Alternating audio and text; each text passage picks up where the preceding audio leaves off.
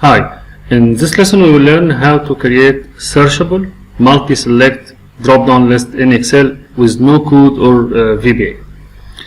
In this file I have a drop-down list based on the department. I can select one department or I can select multiple departments. At any time I can refer to all, or even I can search in my drop-down list. So only engineering maintenance will be displayed.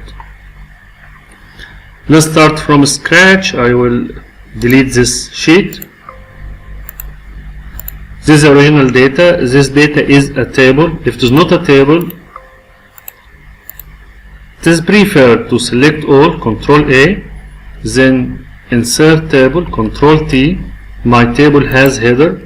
Now you can give your table a name. I will name it as Stuff Info. Enter. This name must start with a letter and has no space.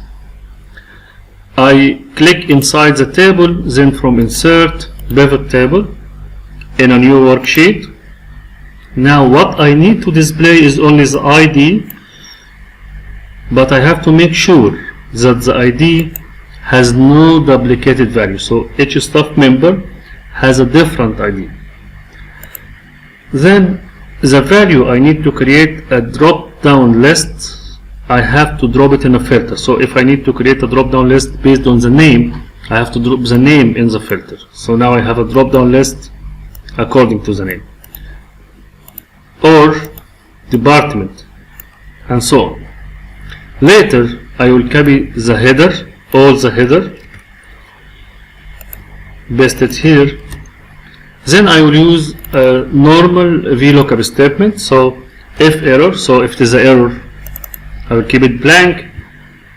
VLOOKUP, I'm going to search to this value, which is A4, but I need to keep the A and move from 4 to 5, so I will add a dollar sign in front of A like this. So it is always A, but A4, A5, A6, and so on. I'm going to search in the Staff Info table.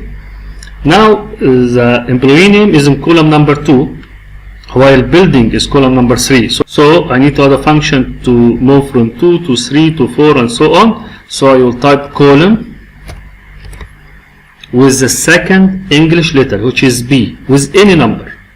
So the most important here is P, which indicates second or 2, and the number has nothing to do. Any number you can type here.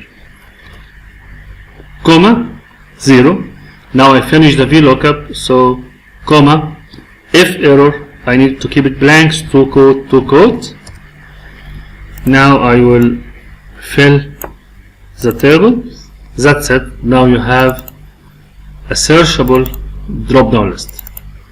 If I select ADC, only ADC is displayed. If I select admin, only admin is displayed. If I need to select both of them, I have to go select multiple.